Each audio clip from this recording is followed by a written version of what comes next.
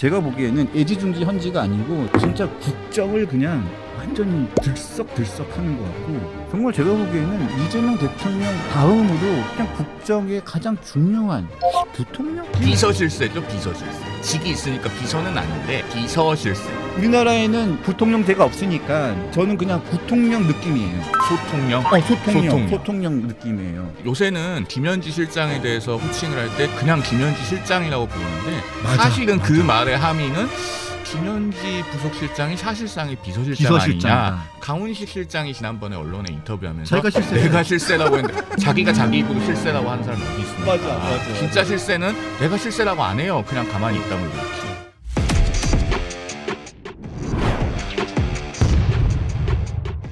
자, 송영훈 변호사님 오셨습니다. 네, 큰 박수로 환영해 주십시오. 네. 아니 앞에서 우리 김경률 회계사님이 너무 재밌게 하고 가셔가지고 예. 제가 오늘 날짜를 잘못 잡아서 나온 것 같아요. 굉장히 부담스러워요. 그런데 아닙니다. 앞에서 우리 김경률 회계사님께서 그 이재명 대통령 예. 발언에 대해서 많이 비판하셨는데 예. 이재명 대통령이 정말 구구절절 옳은 말을 할 때도 있습니다. 진짜로요? 어제 했어요. 무슨 어제 얘기예요? 이재명 대통령이 무슨 얘기를 했냐면 국감장에서 뻔뻔한 거짓말 허용하지 말아야 된다. 아, 그래요? 위증을 수사해야 된다. 왜 수사 안 하냐? 그래서 대법원이 그 국감장에서 뻔뻔한 거짓말에 대해서 전원 합의체를 유죄 판결했잖아요. 얼마나 맞아, 옳은 맞아, 말입니까? 맞아. 경기도 국감장에서 맞아. 2021년 10월 20일에 한 그 백현동 국토부 협박을 받아서 용도 변경했다는 그 발언에 대해서 대법원 전원 합의체가 정말 옳은 판결을 했는데 이재명 대통령도 알고 있는 거잖아요. 그렇죠. 법사위는 오늘 대법원 왜 가는 겁니까? 지금 시작했죠. 지금 시작했는데 또 지금 또 뭐 난리가 난 것 같은데. 아니, 무슨 뭐 로그 기록을 본다 어쩐다 한다는데 말도 안 되는 소리. 아니 어제 이재명 대통령 이 판결이 왜 옳은지에 대해서 본인이 얘기했다니까요. 국감장에서 뻔뻔한 거짓말을 허용하면 안 된다고 하잖아요. 맞아요. 민주당 의원들께서 좀 이재명 대통령의 국정 철학을 존중하시기 바란다라는 말씀을 드리고 시작하겠습니다. 네. 자, 그리고 행복하자님께서 지금은 자리를 뜨셨는데 김경률 회계사님 화이팅입니다 라면서 또 우리 스포츠를 보내주셨습니다. 감사합니다. 자, 해병특검에서 최상병 사건 관련해서 오동훈 공수처장을 직무유기 혐의로 압수수색을 했다? 뭐지? 뭐 하든지 말든지. 압수수색을 했다고 누군가에 대해서 범죄 혐의가 있다고 단정하기 어려운 세상이잖아요. 네. 대표적으로 여의도 순복음교회 예배당을 해병특검에서 압수수색했잖아요. 네. 그렇게 해서 뭐가 나왔습니까? 아무것도 안 나왔죠. 그러니까요. 그래서 이게 지금 특검이 굉장히 이제 실력보다는 야심이 큰 사람들이 들어가서 여기저기 압수수색을 남발하는 것이 아닌가라고 하는 의구심이 있기 때문에 어떤 부분을 지금 혐의에 두고 수사를 하는지 한번 지켜봐야 될 것 같습니다. 자, 어제 법사위가 아주 핫했고 어제 또 그 방통위 국정감사가 욕설도 등장하고 그 개인적인 문자도 등장을 하고, 그리고 이진숙 전 방통위원장 또 출석을 하면서 또 하나의 화제가 됐고요. 왜냐하면 또 월요일 날 저희 강펀치에 이진숙 방통위원장이 또 출연을 하셨었거든요. 또 나와서 화제가 됐었고, 또 어제 또 법사위에서 신동욱 의원과 박지원 민주당 의원과 또 설전이 또 있기도 했어요. 자, 일단은 박상용 검사와 관련된 이야기를 좀 하기 전에 먼저 좀 황당한 사건이니까 박지원 의원과 신동욱 의원의 설전 먼저 보고 이야기를 좀 이어갈까요? 네, 한번 틀어주세요. 정보위원을 겸직하고 있기 때문에 정보위가 열리면은 이화영 전 부지사와 국정원의 관계에 대해서 감찰을 요구하겠습니다. 또는 감사를 요구하겠습니다. 국정원은 65년간의 문건이 다 메인 서버에 있어요. 거짓말 못해요. 장관님. 최근에요. 우리 존경하는 서영교 의원 왜 반말을 자꾸 하세요? 시간을 주셔야죠. 왜 반말을 하세요? 왜 혼자서만 계속 반말하세요? 연세 많으시다고 반말 됩니까? 건칭해 주세요. 건칭해 너라뇨. 반말을 하세요? 그랬더니 저 뒤에 잘리긴 잘렸는데 나는 예전부터 너한테 말을 놨어. 이 얘기도 있었죠.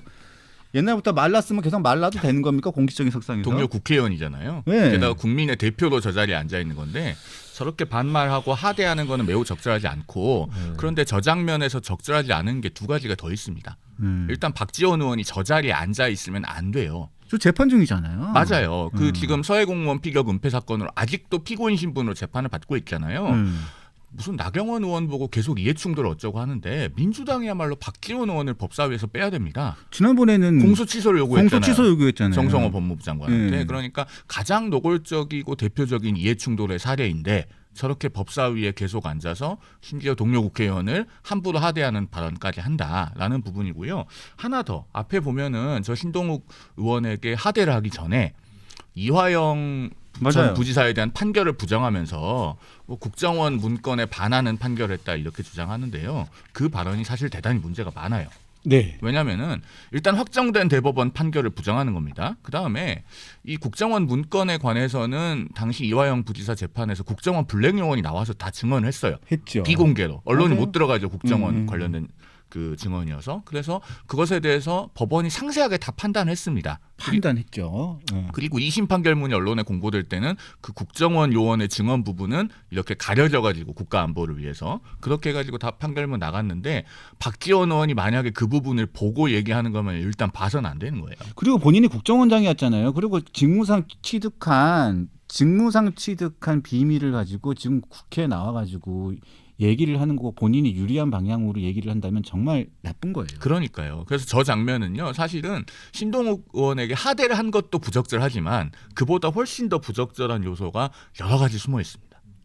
그리고 자꾸 저는 언론에서도 그렇고 패널들도 그렇고 정치인들도 그렇고 방송을 진행하는 분들도 그렇고 좀 부탁드리고 싶은 게 있는데 박지원 의원에게 정치 구단이라는 수식어는 절대 안 썼으면 좋겠어요. 무슨 정치 구단이에요.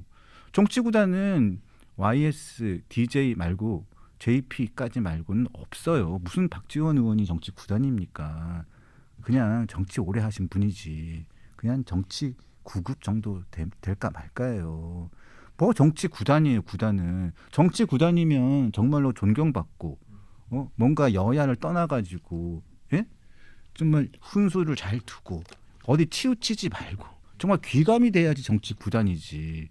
아니 이렇게 편파적이고 정략적인데 어떻게 정치 구단일 수가 있어요. 이런 표현을 안 했으면 좋겠어요. 예? 정말. 동의합니다. 네. 동의합니다. 네. 저하고는 친해요. 네. 반말하세요? 네? 반말하세요? 저요? 아니요. 박지원 의원이. 네. 아니 저는 오래됐으니까. 네. 자, 김현지 이야기를 좀 해봅시다.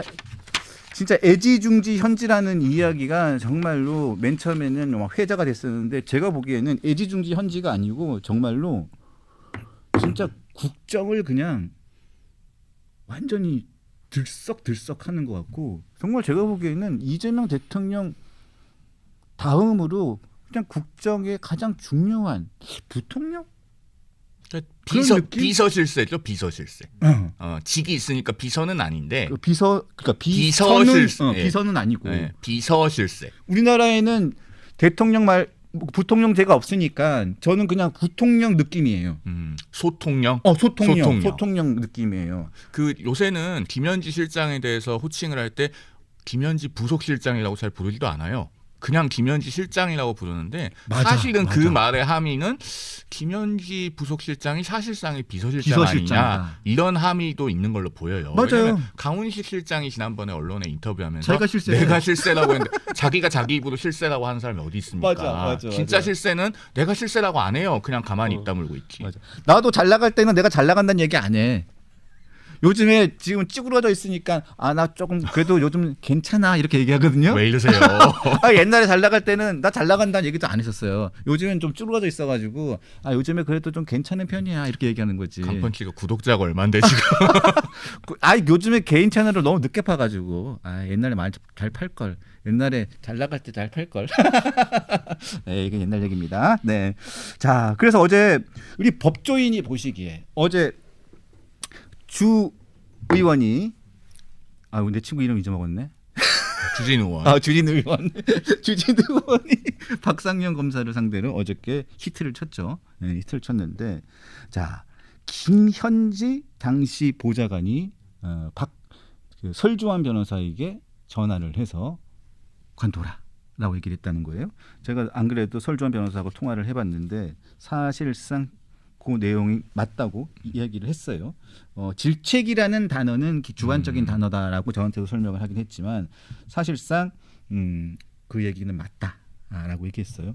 이 부분은 법률적으로 봤을 때 굉장히 큰 의미가 있다고 저는 봅니다. 그러니까요. 일단 우리가 박상용 검사가 국회에 나와서 증언한 부분 굉장히 신빙성이 높다고 봐야 됩니다. 그렇죠. 왜냐하면 지금 박상용 검사는 대북 송금 사건 수사를 한 것 때문에 굉장히 고초를 겪고 있어요. 법무부에서 감찰을 한다고 그러고 앞으로 수사도 받게 될 겁니다. 그런 상황에서 국회에 나와서 국정감사 증언을 했는데 이게 만약에 위증이면 민주당에서 바로 고발할 거예요. 그렇죠. 이화영 씨하고 다릅니다. 어제 이화영 씨도 증인으로 나왔지만 이화영 씨의 증언과는 신빙성이 완전히 다를 수밖에 없는 게 구조적인 요인이 있어요. 국정감사에서 위증을 하면 이건 위원회가 고발을 해야지 소출할 수 있어요. 이화영 씨가 만약에 위증을 하면은 민주당의 압도적인 다수인 국회 법사위에서 위증 고발하겠습니까? 안 해요. 못하기 때문에 처벌을 못합니다. 이화영 씨가 지금 별건으로 올해 2월 25일에 기소가 돼 있죠. 위증으로. 그거는 왜 기소를 할 수 있었냐면 청문회에서의 위증이기 때문에 그렇습니다. 청문회에서의 위증은 위원회의 고발이 없어도 청문회 위원 3분의 1 이상의 연서가 있으면 고발이 가능해요. 그래서 이화영 씨는 고발이 돼서 지금 작년 10월 2일 그 청문회에서의 위증 혐의로 재판을 받고 있고 반면에 박상용 검사는 지금 저 국정감사에 나와서 위증을 했다가는 그냥 인생이 끝납니다. 그렇죠. 그런 상황에서는 본인이 보거나 듣지 않은 이야기를 국정감사에 나와서 할 가능성이 거의 없어요. 그리고 지금 당사자인 설주환 변호사 본인으로부터 이거 크로스 체크 된 거잖아요. 그렇죠. 네, 김현지 당시 보좌관으로부터 많은 얘기를 들은 거예요. 그러니까 변호인 사임까지 이뤘고 그러면 여기서 우리가 한 가지 짚어볼 수 있는 것은 이 변호인을 실질적으로 누가 선임했겠는가. 선임계에 뭐 이화영 피고인의 도장이나 무인은 들어갔겠지만 지금 이화영 씨도 그런 입장이라는 거잖아요. 설주환 변호사는 내가 고른 변호인이 아니다. 라는 입장인 걸로 알고 있는데 그러면은 실질적으로는 누군가가 변호인으로 붙여준 겁니다. 그리고 그 붙여준 사람의 의사에 반하지 않기 때문에 사임할 수 있었다. 이렇게 보는 게 합리적이에요. 왜냐하면 제3자가 누가 뭐라고 꾸지람을 한다고 해서 변호인이 자기 의뢰인의 의사에 반해서 덜렁 사임할 수는 없어요. 그랬다가는 나중에 변협에 진정 들어가면 징계 사유입니다. 그래서 누군가가 붙여준 변호인이다라고 하는 부분이 일단 첫 번째 포인트고요. 계속할까요? 네, 제가 부연 설명을 하나만 네. 드리면 그래서 우리 변호사님 그 설명하시는데 좀 도움을 드리기 위해서 드립니다. 설주환 변호사가 저에게 말하기를 어떻게 얘기했냐면 김현지 씨가 당시에 전화가 와서 이렇게 얘기를 했답니다.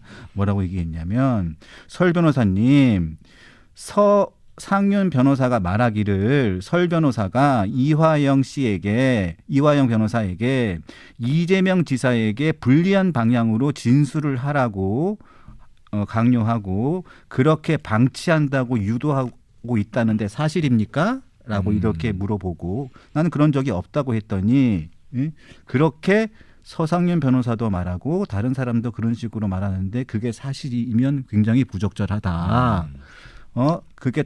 그게 정말 사실입니까? 그래서 나는 그런 적이 없고 이화영 부지사가 말하는 대로 그 상황대로 나는 그대로 옆에 있어 그냥 진술하는 것을 지켜봤을 뿐이다. 이런 식으로 얘기를 했더니 나는 그런 식으로 얘기 듣지 못했고 설주환 변호사가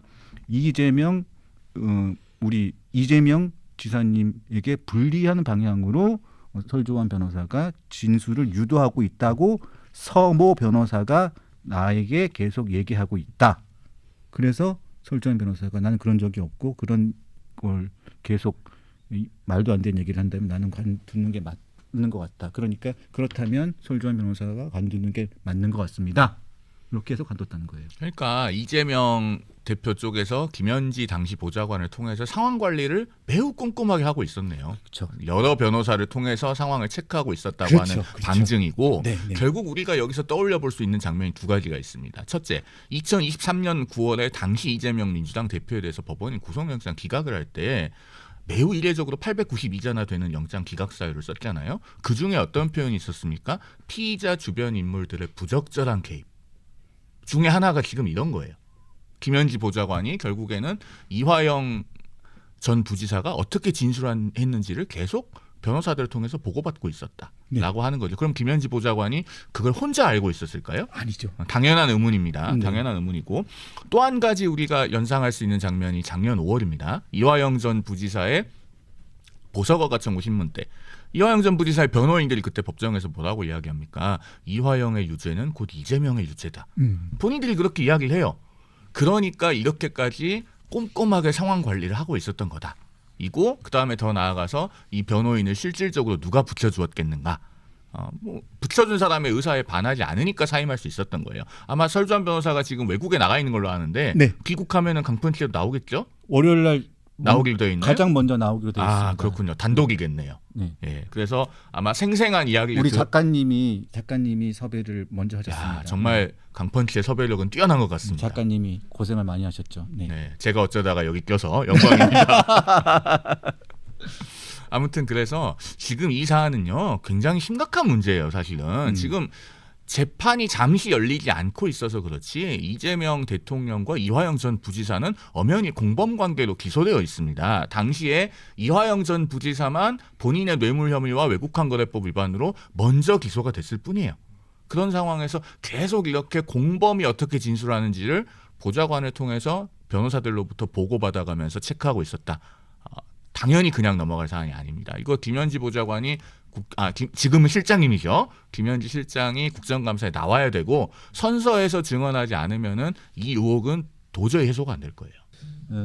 일단은 그렇게 요 부분은 일단은 알고 또 어제 또 문제가 됐었던 게 김현지 실장에 대한 이야기. 자, 성남시 의회와 관련돼서 이 대통령이 특수공무집행 방해 혐의로 벌금형을 받을 때 이 공범이라는 주장이 나왔고요. 네, 그리고 난 다음에 자, 그 관련해 가지고 그 부분도 나왔고 방통위 국감에서 김우영 의원과 국민의힘 박정훈 의원 사이에 참 이게 참 정말 상식 이하의 행동입니다. 이게 참 양쪽에서 이게 욕설도 나오고 문자도 까고 이게 참 아니 그런데 김우영 의원의 행동이 저는 너무 상식 이하라고 생각해요. 아무리 국회의원들끼리 뭐 말로 치고받고 싸우는 거야 어제 오늘의 일이 아닙니다만 그렇다고 전화번호를 공개하는 거는 선을 넘어도 한참 넘었죠. 이거는 국회 윤리특위에서 징계해야 됩니다. 이거는 국회의원 개인 간의 감정으로 인한 사적 보복이고 한 가지 더 나아가서 국회의원들이 많이 막말하면서 싸우잖아요. 요즘은 본인들 면책특권 있다고 그냥 카메라 다 돌아가는데도 국회 회의장에서 대놓고 막말합니다. 그런데 그렇게 막말을 하고 인간 이하인 것처럼 싸워도 국회의원들이 상대당 국회의원의 휴대전화번호를 이렇게 함부로 공개한 적은 지금까지 없었어요. 그럼 왜 이렇게 했을까를 우리가 생각을 해봐야 됩니다. 아무리 김우영 의원이 평소에 좀 강경하고 과격한 면이 있다고 하더라도 지금까지 이렇게 행동을 하지는 않았는데 그러면 정말로 박정훈 의원이 잘못해서 그랬을까? 글쎄요. 김현지 실장에 대해서 적법하게 판결문을 입수해서 기자회견한 것이 잘못한 일인가요?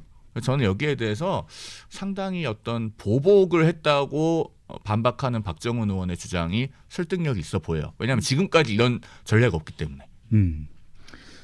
그래서 참 어제 참 여러 가지 방통위에서의 방통위 국감이 참 여러 가지로 좀 문제가 많았어요. 그래서 양쪽에 근데 그 최민희 위원장이 좀 공정하게 공정한 회의를 기대도 하지 않았습니다만 너무 편파적으로 진행한 것도 있어요. 저는 뭐 기대를 안 했기 때문에. 네, 이번 주에 결혼식이죠? 이번 주에 결혼식인데 얼마나 많은 사람들이 가고 얼마나 많은 줄을 세워놓는지 심심하면 가볼까 싶어요. 카메라가 많이 붙을 거예요. 그렇죠. 그래서 아마 계좌로 받겠죠. 이미 전달하신 분들 많이 있지 않을까요? 많이 있겠죠. 많이 있을 겁니다. 카드는 지웠다고 하는데 애초에 그런 게 나간 것 자체가 문제입니다. 벌써 결제했을 거예요. 어떻게 국회의원이 정말 이제 지웠으니까 맨 처음에 빠른 사람들은 결제를 했을 테고. 예. 카드는 수수료를 떼기 때문에. 아니 근데 나는 그 발상 자체가 웃겨요. 저는 모르겠습니다. 뭐 많은 사람들이 있어서 많은 결혼식이 있고 또 많은 사람들의 사고방식이 다 다르기 때문에 결혼식에 카드 결제를 한다? 축의금에 카드 결제를 한다? 보신 적 있습니까? 없어요. 저는 의원회관에서 본인 책을 카드로 팔았다는 국회의원 얘기는 노영민 들어봤는데 전 의원이 있었죠. 네, 그것 그런 얘기는 때문에 들어봤는데. 그분 공천 못 받았잖아요. 그렇죠. 네. 그런데 이 부분은 정말로 다음번에 공천을 못 받아야 되는데 아니야. 그때 민주당은 그나마 양심이 있었기 때문에 공천을 안 준 거지. 지금 민주당은 그런 거는 신경도 안 쓰잖아요. 아니 그러고 난 다음에 저 같으면 얼굴을 못 두고 다닐 것 같은데 전혀 그런 거에 대한 양심의 거리낌이 없어요. 참고로 제가 남양주 안 사니까 말씀드려도 될 것 같은데 네. 남양주는 지금 현역 국회의원 가불병이 다 문제가 있어요. 아시죠? 알죠. 예, 김용민 의원, 김병주 의원, 김병주 최민희 의원은 의원이잖아요. 제 초중고 선배예요. 아 그러시군요. 죄송합니다. 김우영 의원은 제 고등학교 선배예요. 정말 제가 죄송할 뿐입니다. 아니 근데 뭐 개인적으로 만나면 나쁜 사람들은 아니에요. 근데 근데 정치를 왜 그렇게 해요? 아니 근데 김병주 의원은 저는 한 번도 뵌 적이 없어서 모르고 그냥 초중고 선배라는 것만 알고 김우영 의원은 고등학교 선배인데 옛날부터 제가 다 알기는 아는데 요즘에는 뭐 그렇게 사적으로 만나면 뭐 그런 사람은 아니죠. 정치하는 방식이 다른 것뿐이지. 그러니까요. 제가 편들고 싶은 생각은 전혀 없어요. 눈꼽만큼도 없어요. 알겠습니다. 그래서 한번 강펀치에 한번 초대를 하고 싶었는데 안 나오신다고 하죠? 나온다고 했는데 내가 초대 안 하려고요. 초대했다가는 여기 다 구독 취소하실 것 같아가지고 초대 안 할게요. 네.